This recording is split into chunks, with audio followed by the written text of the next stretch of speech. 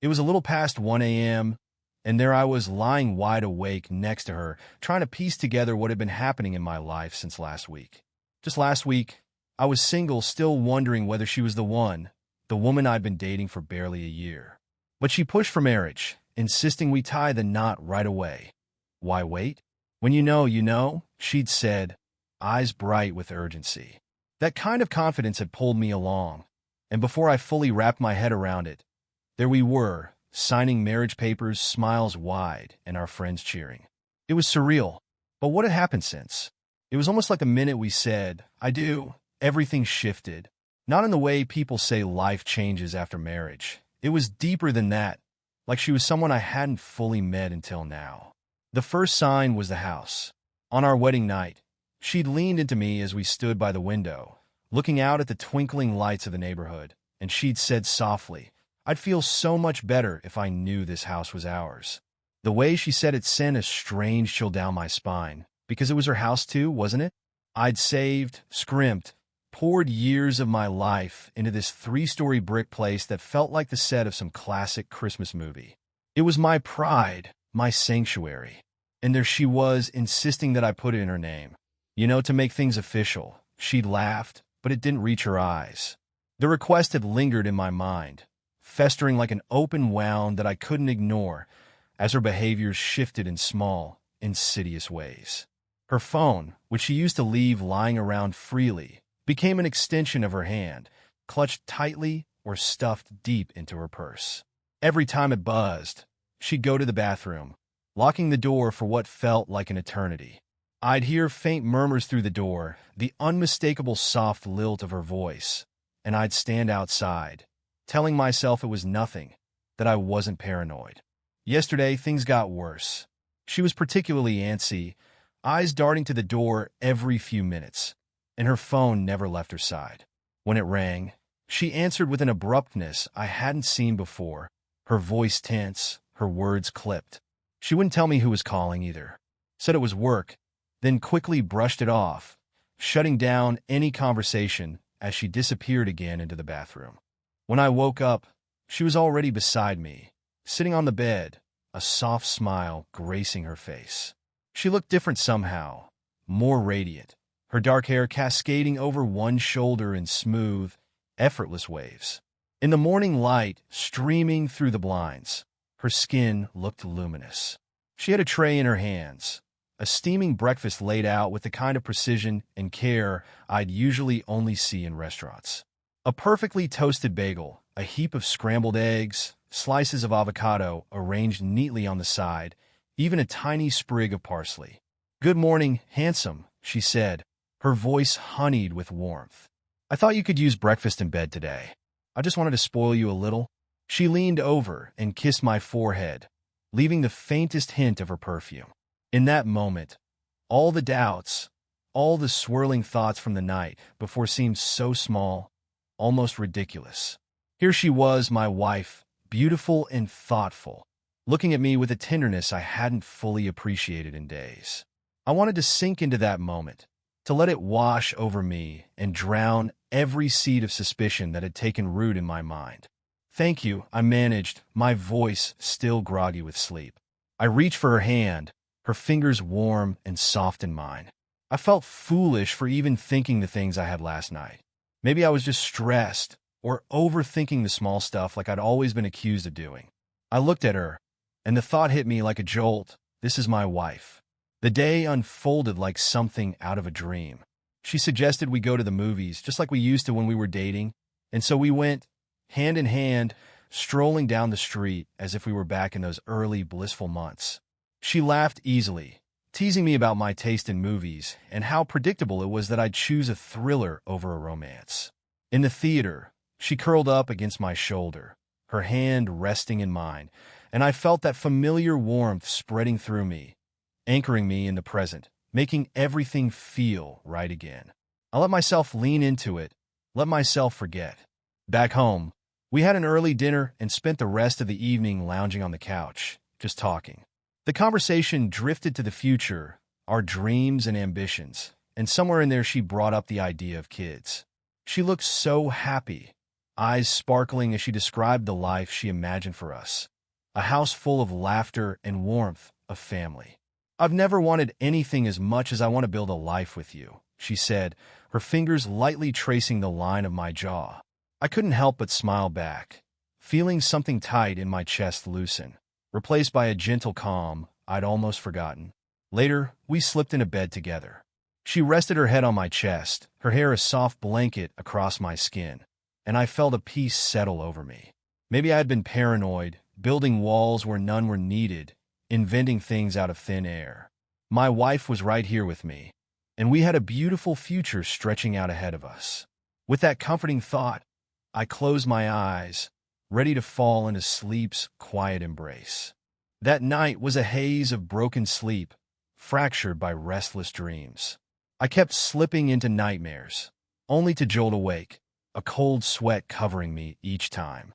In one, I saw her standing in the middle of my empty house, looking back at me with a blank, almost alien expression before turning away, her silhouette fading.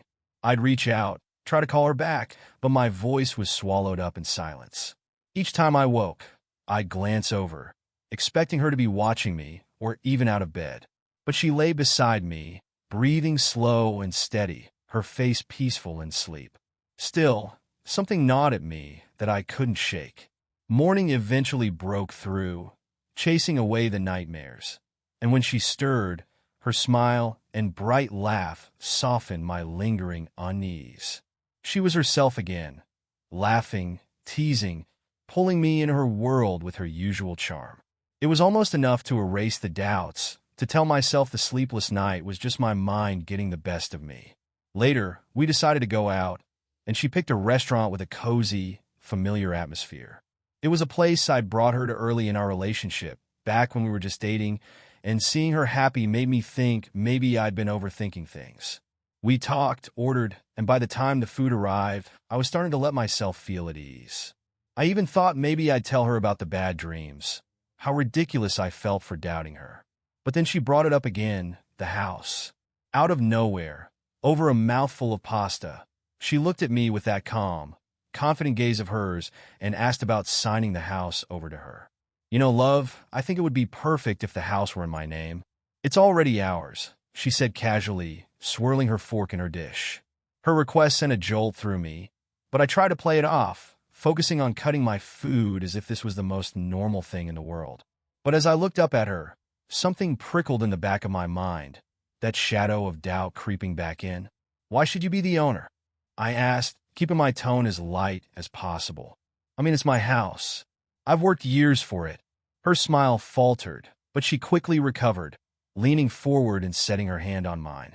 Her fingers were warm, steady.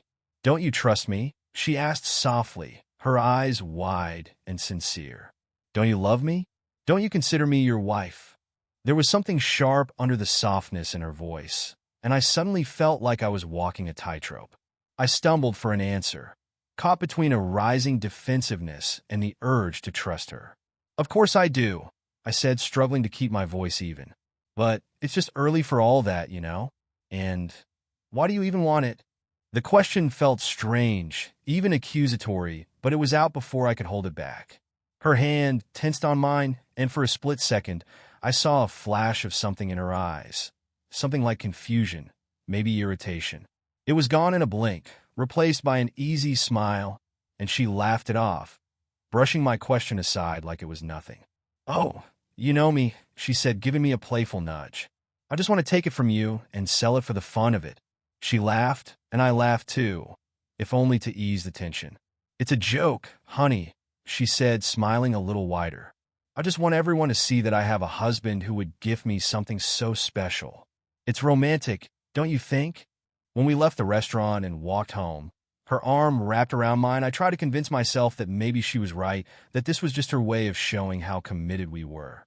But I couldn't shake the way she'd hesitated, the way her expression had changed for that split second when I'd asked why. I glanced down at her as we walked, feeling her hold on my arm, seeing her smile at me like nothing was wrong, but that whisper in my head grew louder. It clung to my thoughts, nagging at me with each step we took toward home. What if she really did want to take it? What if this was just a game to her, a twisted test of how much she could convince me to give away? The way she kept bringing it up, that slight edge in her voice, none of it felt right. By the time we stepped through the front door, my mind was spiraling with questions I couldn't answer, questions that left me feeling a strange, sinking dread. Was I seeing something real? Or was I just paranoid, chasing shadows that weren't there? That night, the nightmares came back with a vengeance. They started with her, like she always was, smiling, laughing, her face gentle and warm. But as the dream dragged on, something twisted. Her features blurred, shifting in and out of focus. She looked at me with an expression I couldn't read, and every time I tried to reach her, she drifted further away. Then the smiles turned cold, her eyes sharp and unfamiliar. I couldn't move, couldn't speak, could only watch as she whispered to someone, glancing at me with a sly smile before slipping into darkness. I jolted awake, my heart pounding, my skin clammy with sweat. I reached out instinctively, but her side of the bed was empty and cold. For a moment, my mind raced, unable to piece together what was real and what was just a figment of the nightmare. As my eyes adjusted to the darkness, I saw that the light was off in the hallway. I was alone in the room. That's when I heard it, muffled whispers seeping through the quiet. She was in the bathroom again, talking to someone, her voice low and urgent. My breath caught as I glanced at the clock, the harsh red digits reading 2:24 a.m. I held my breath, straining to hear through the faint hum of her voice, but it was too quiet to make out the words. Every instinct told me to get up, to press my ear to the door, and finally hear the truth. But just as I shifted to sit up, her footsteps approached, soft and careful. I barely managed to close my eyes, steadying my breathing as she slipped into the room. She crept toward the bed, moving quietly in the darkness, and I felt the bed dip as she lay down beside me. Her hand slid under her pillow, hiding her phone away, the faint sound of her screen going dark in the stillness. I forced myself to keep breathing evenly, but inside, everything was raging. I didn't need to see the screen or hear her whispered conversation to know the truth. She was hiding something from me, something big enough that she'd sneak away in the dead of night to talk about it. I lay there, my mind racing with all the things I didn't know, all the things she'd been doing that suddenly made sense in this unsettling new context. Who was she talking to? And what were they planning that had to be kept hidden? The questions festered, growing darker the longer I lay there pretending to sleep, her presence beside me feeling stranger and colder than ever. I tried to hold on to reason, tried to remind myself that I still didn't have proof, but the shadows in my mind kept shifting, hinting at things I didn't want to admit, things that were beyond my control. Fear clawed at my insides, making me feel small and helpless in my own bed. I stayed that way, eyes closed, as the hours crawled by, each minute deepening my certainty that my life was on the edge of something terrible. When the first light of morning crept through the curtains, I hadn't slept a minute. I still lay in the same position, thoughts twisted in knots, when she stirred beside me. I waited, feigning sleep, feeling her get out of bed. I didn't move until I heard her footsteps down the hall, and then I forced myself to sit up, taking a few deep breaths to steady myself. Today I told myself I would find out what was going on. Soon enough, she returned with breakfast, another perfectly arranged tray with fresh juice, scrambled eggs, and toast. She set it down with a warm smile, her voice soft and sweet as she wished me good morning and leaned down to kiss my forehead. But this time, instead of feeling comforted, her gestures made my skin crawl. I smiled back, keeping my voice light, hiding the turmoil churning beneath the surface. "Morning," I said, keeping up the act. I was trying so hard to seem normal that it made me feel hollow, like I was looking out at her from behind a mask. She chatted on about the day's plans, the warm tone of her voice almost enough to soothe the knots in my stomach, but each word felt carefully placed, like an actor reading her lines. As she reached for her coffee, her phone was still in her hand, never leaving her grip. It seemed as if she never put it down anymore, holding it even as she ate, her eyes flicking down to it every few minutes. A sudden impulse hit me, and I leaned in. Why are you always carrying your phone like that? You never put it down, I said, making my tone as casual as I could, though I felt a prickling tension that made my throat tight. She looked at me with a smile, though there was a flicker in her eyes, a hint of wariness that she quickly hid. Oh, she said with a little laugh, it's just a habit. You know how it is these days. But she still didn't put it down. I nodded, pretending to brush it off, but my mind was racing. She didn't even give me a full answer, just enough to deflect, to avoid. The way she casually brushed off my question only confirmed that whatever she was hiding, she put a lot of thought into it. I'd been trying all morning to get my hands on her phone, to finally see who she was always talking to, but every time I moved close or casually reached out, she'd tuck it further out of sight. She was good, too good, at keeping it hidden, as if she knew I was watching her every move. Then, as I sat there stewing, trying to come up with a new approach, I heard the front door click open. I frowned. It was only 10 in the morning, and we weren't expecting anyone. My wife glanced at me, equally puzzled, as I went to the door. Standing there, framed in the morning light, was her sister, Lisa. Lisa was 3 years younger, with the same striking features as my wife, but softer somehow, with an easy smile and a warm presence that always put me at ease. She was beautiful, no question about it, and for a fleeting moment, I thought about how I'd once hoped she'd be the one to catch my eye. But my wife had been different, bolder, smarter, and I'd chosen her. Lisa stepped inside, looking every bit as surprised to see me as I was to see her. When my wife saw her, a flicker of something crossed her face. Surprise, yes, but also a hint of tension. For a second, she seemed almost nervous. I pushed the thought aside as we gathered around the table, exchanging the usual pleasantries and talking about anything that came up. Her job, her recent trip to the city, her plans for the weekend. I kept stealing glances at my wife, still thinking about the phone and her late-night conversations. But Lisa was chatty, pulling me into the conversation and making it impossible to focus on anything but her stories. Then, just as I started to feel a bit more at ease, my wife's phone buzzed again.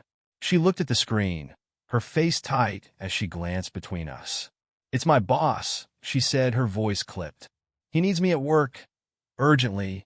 She stood up, already moving to grab her bag, her expression tense. I noticed she didn't look at me as she left, barely muttering a quick goodbye before slipping out the door. I watched her go, feeling a familiar knot of unease settle in my chest. She'd been gone for less than a minute when Lisa, who'd been watching me with a strange intensity, leaned forward, her voice quiet and measured. "Don't you notice anything different about her lately?" she asked, her eyes never leaving mine. I felt my pulse quicken, but shook my head, feigning calm. "No, everything's fine. I love her," I said, trying to sound as steady as possible. In the back of my mind, though, I wondered if maybe she was testing me. What if this was a setup, a way to check if I had any doubts about my wife? I couldn't be too careful. Lisa watched me carefully, her gaze unwavering. Then, after a long pause, she took a deep breath. "Look, I don't know how to say this, but you need to hear it." She leaned in, her voice barely above a whisper. "Your wife, she's not who you think she is. She's a scammer." The words hit me like a slap. I couldn't even process them at first. "What are you talking about?" I stammered, my voice sounding distant to my own ears. "What do you mean, a scammer?" "She works for people," Lisa said, her tone as serious as I'd ever heard it. "People who tell her what to do, who give her assignments. They wanted her to get close to someone like you, someone with money, assets. She was supposed to get you to put everything in her name, the house, the car. Once she has it all, she's supposed to disappear." My hands were trembling now, the full weight of her words settling in, piece by piece. It all started making sense. The rush to get married, the constant pressure about the house, her guarded phone calls in the middle of the night. I stared at Lisa, trying to find a hint of doubt or hesitation in her expression, but there was none. She looked at me with a mixture of sympathy and conviction that told me she wasn't lying. And suddenly, all those lingering doubts, those suspicions I'd tried to push away, rushed back, sharper and more real than ever. Why are you telling me this?" I managed, my voice hoarse. "Because you deserve to know," Lisa said, her eyes softening. And because I can't stand by and watch her destroy you. You don't deserve that. I leaned back, feeling the weight of the room press down on me. For days, I'd been brushing off my instincts, telling myself that I was being paranoid. But now I realized how naive I'd been. I'd let her deceive me, let her plant roots into my life, thinking it was love. I didn't know what to say, what to feel. There was anger, shock, and a creeping sense of betrayal that made my stomach twist. My wife, the woman I thought I'd be spending the rest of my life with, had been sent to ruin me from the start. I was a mark, nothing more. Lisa reached out, touching my hand gently, her voice breaking through the fog in my mind. You're not alone in this. We'll figure it out together. She gave my hand a reassuring squeeze, but all I could do was sit there, staring at the door, waiting for my wife to return. But this time, I wouldn't be the same man she thought she'd left behind. Lisa stayed with me, watching me, her hand on my shoulder, her touch soft and steady. I was barely holding it together, fighting off the urge to shout, to break something, anything to get this hollow, sick feeling out of my chest. I ran my hands through my hair, letting out a shaky breath. How could she do this? I murmured, my voice trembling. Why? Lisa's hand stayed on my shoulder, squeezing gently. People like her, they don't see people the way we do, she said softly, her eyes sad. They see opportunities, targets. It's not your fault. But her words couldn't reach the rage and shame gnawing at me. I'd let her in, let her take over my life, let her trick me into believing it was love. Then something hit me. I had a friend, Brian, who worked in law enforcement, a serious guy who had dealt with more than a few cases of fraud. I didn't hesitate. I reached for my phone and dialed his number. Brian answered quickly, his voice warm but laced with that efficient, no-nonsense tone he always had. He listened as I stumbled through the story, barely able to keep my voice steady as I told him everything. My wife's demands, the strange calls, the way she never let me near her phone, and what Lisa had just told me. By the time I finished, my voice was raw, my hands shaking as I held the phone to my ear. Brian was quiet for a moment, letting it all sink in. Then he sighed, his voice calm and assured. You're not the first, believe it or not, he said. My department has seen a few cases like this. Scams designed to trick people into handing over assets, usually big-ticket items like houses, cars. It's a kind of fraud we've been trying to track down for a while. It sounds like your wife could be part of a network. A network? I repeated, the weight of that word crashing down on me. This wasn't just my wife. It was something bigger, something organized. Yes, Brian continued, his tone growing serious. If you're up for it, we could set up a sting, but we'd need to catch her and whoever she's working with. It would mean going along with her scheme, making her believe you're on board. For example, he hesitated for a moment.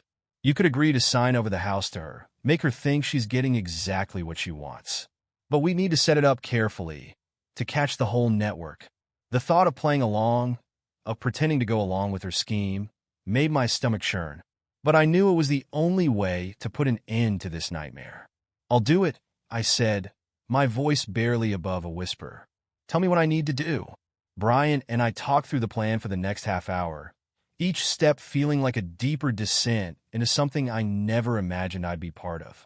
He assured me he'd get his team on it, that they'd work out every detail and make sure my wife and whoever she was working for didn't get a hint of suspicion. But as he outlined the plan, my mind kept drifting to all the times I'd brushed off my doubts, let her dismiss my questions. I could feel the betrayal tightening in my chest with each word. When I hung up, I was still sitting at the table with Lisa beside me, her hand on mine. She gave me a weak, sympathetic smile, her thumb brushing over my knuckles. It's going to be okay, she said, her voice gentle, her face inches from mine. For a moment, we sat there in silence, our eyes meeting, and I could feel the warmth of her hand grounding me, pulling me back from the edge. Her kindness, her quiet strength, everything I'd once admired, now felt like an anchor. I didn't realize I'd leaned closer until I felt the warmth of her breath. But then, just as I was about to close that small gap between us, she pulled back, giving me a sad, knowing smile. Not now, she whispered, her voice soft. You're going through too much already. We'll get through this first. I nodded, managing a thin smile in return. But the realization of what I'd nearly done hit me like a punch. My life was already tangled beyond belief, and I nearly let it get more complicated. Lisa stood, squeezing my shoulder before she left, and I watched her go, the weight of everything pressing down on me.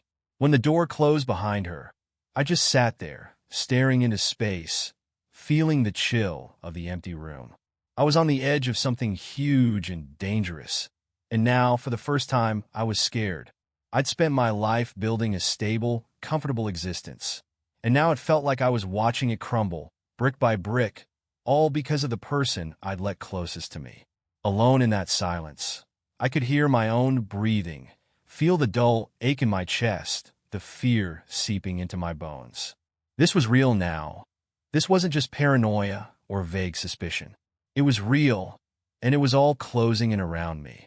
The next morning, I woke up and played my part, following my wife's lead, doing everything just as she said. I could see her slipping into a routine, her guard slipping bit by bit as she believed I was finally under her spell. Each night, I still had nightmares about her. Even worse than before, dreams of her smiling that cold, distant smile, watching me from the shadows, eyes empty and soulless.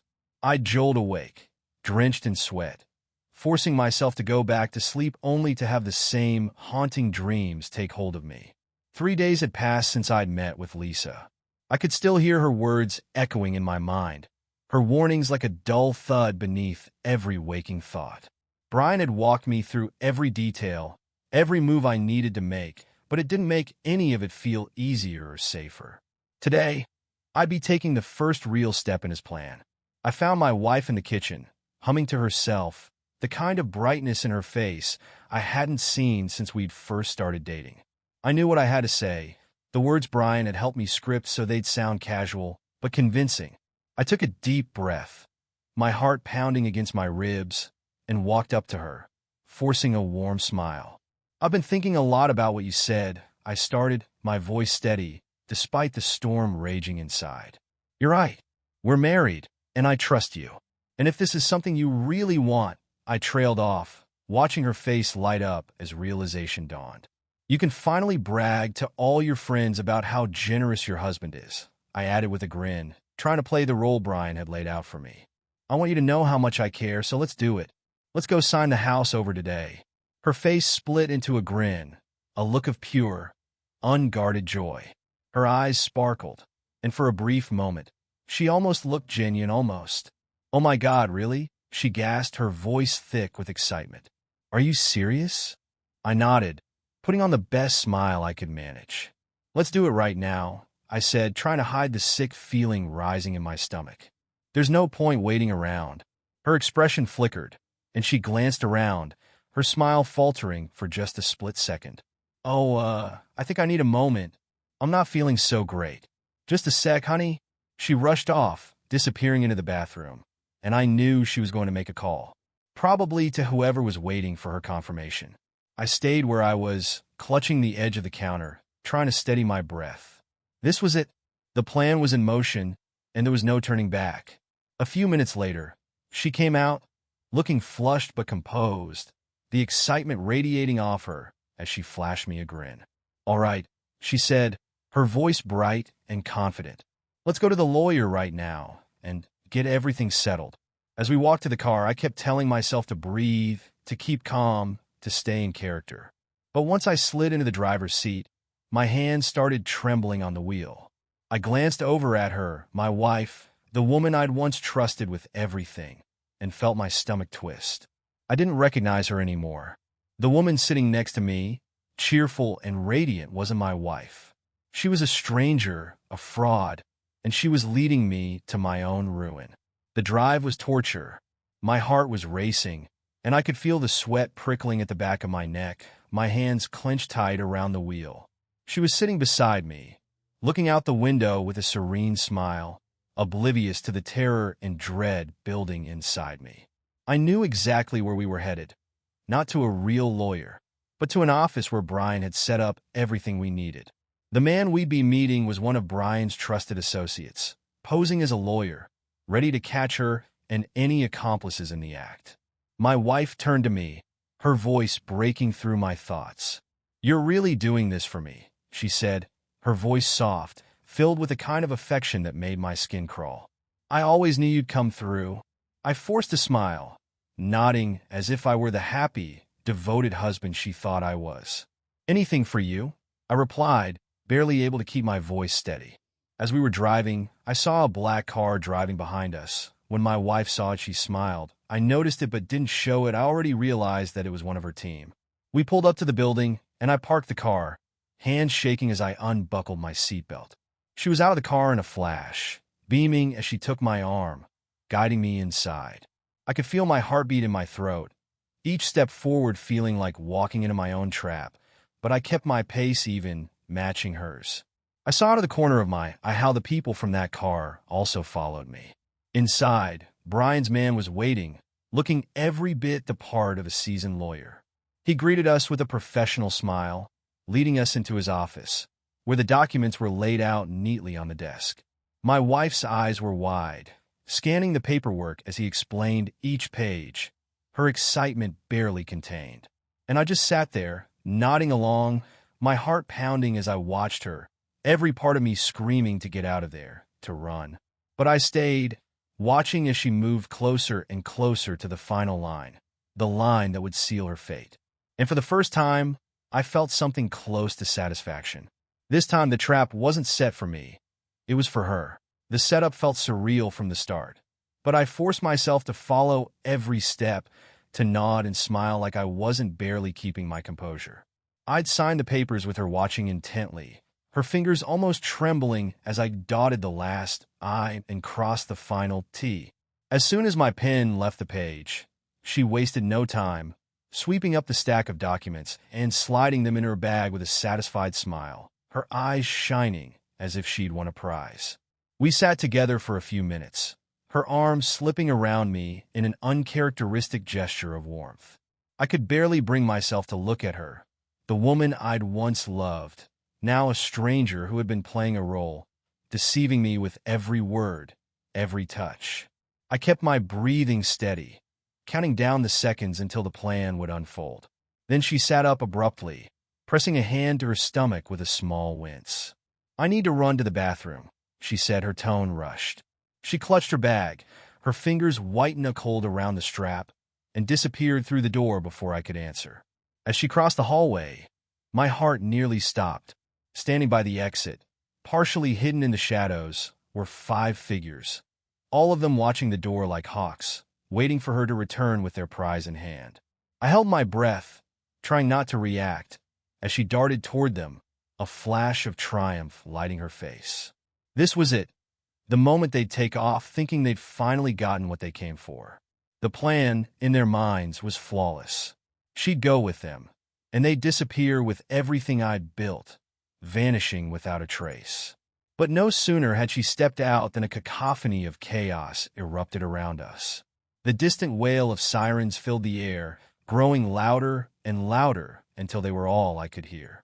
Shouts rang out as black-clad figures burst onto the scene, moving in unison, their guns raised, closing in on my wife and the 5 figures beside her. My pulse pounded in my ears as I stumbled toward the door, watching the scene unfold in frozen horror. My wife turned, her eyes wide with panic, her mouth open in shock. The FBI agents closed in, shouting commands, their voices blending into a rush of noise and urgency. Then came the gunshots, sharp cracks that shattered the morning air, and I felt the impact of each one, though none were aimed at me. The FBI moved in a wave, surrounding the group, pinning them down one by one. I saw the agents' faces, grim and determined, as they worked in sync, their black uniforms blending together, creating a wall that prevented any chance of escape. My wife was on the ground, handcuffed, her face streaked with tears, screaming at the top of her lungs, her words muddled, desperate. I could hear her shouting my name, calling me a traitor, a liar, but her words didn't register. I was too numb, too overwhelmed by the sheer enormity of what was happening. Then I felt a hand on my shoulder, steady and reassuring. I turned to see Brian, his face calm and collected, but with a glint of satisfaction in his eyes. "You did it," he said quietly. "With these people in custody, we'll be able to track down the rest of the network. They thought they could get away with this, but you made sure they didn't." I could barely speak, barely breathe. I felt cold, like my blood had turned to ice. I looked back at the scene unfolding before me. My wife, her associates, the shattered illusion of everything I thought we'd had. Brian gave my shoulder a firm pat. "There'll be a small reward for you," he said, his tone softening, "a token of appreciation for your help. You've done more than you know, not just for yourself, but for anyone else who might have been hurt by these people." As he spoke, my wife's voice cut through the air, shrill and desperate. "You betrayed me," she screamed, her voice cracking. "You don't understand. I did this for us." But her words rang hollow. They were nothing more than echoes, fragments of the lies she'd spun for so long. I didn't look at her, didn't acknowledge her cries. I just watched as the agents led her and her group away, her voice fading into the distance. I stood there, numb, as the weight of everything came crashing down on me. This life I thought I'd built, the trust I'd given so freely, all of it was a mirage. It had been a story written by someone else, crafted by a stranger I'd once called my wife. Brian looked at me with a quiet understanding, his eyes filled with a kind of sympathy I couldn't yet return. I managed a nod, the only gesture I could muster, as he thanked me again, his words blending into the blur of sounds around me. He told me to take care, assured me that everything was over now, and walked away, leaving me standing there alone. It was done. The nightmare was over, but as I stood there in the wake of it all, I realized something chilling. The woman I'd loved was gone, and in her place was a stranger who had once held my life in her hands. And that thought, more than anything else, was what stayed with me.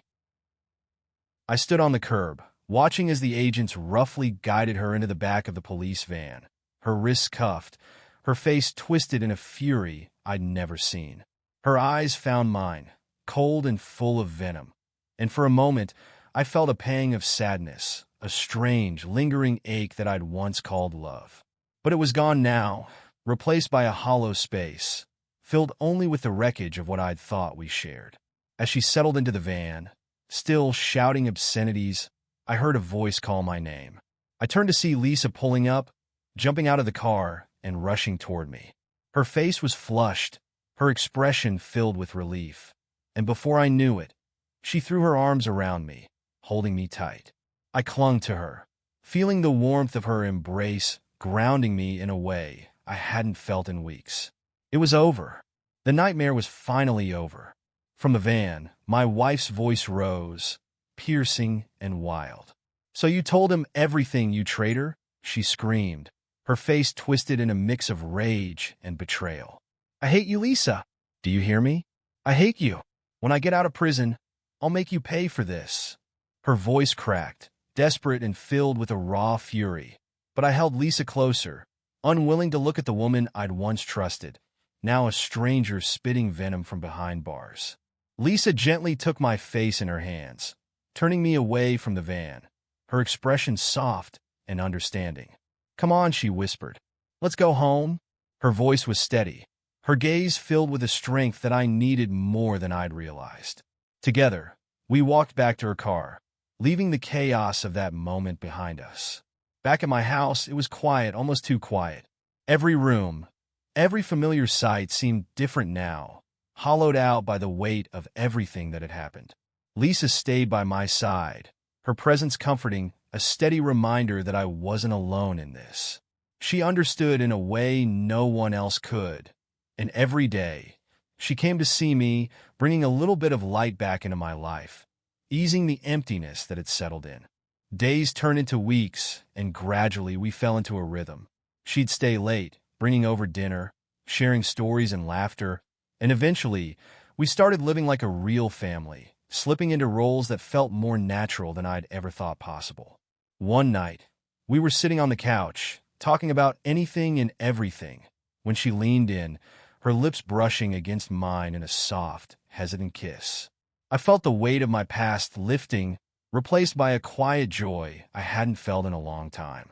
From then on, Our days were filled with a warmth I hadn't thought possible. We shared mornings over coffee, evenings filled with laughter, and quiet nights where we'd talk until the early hours, our hearts finding solace in each other. Lisa was everything I'd once hoped for, kind, genuine, her warmth filling every empty space left behind. But even in those happiest moments, the memories lingered, haunting the edges of my mind. The house felt heavy, weighed down by the shadows of betrayal. And one day, I realized I couldn't keep living in a place filled with so much pain.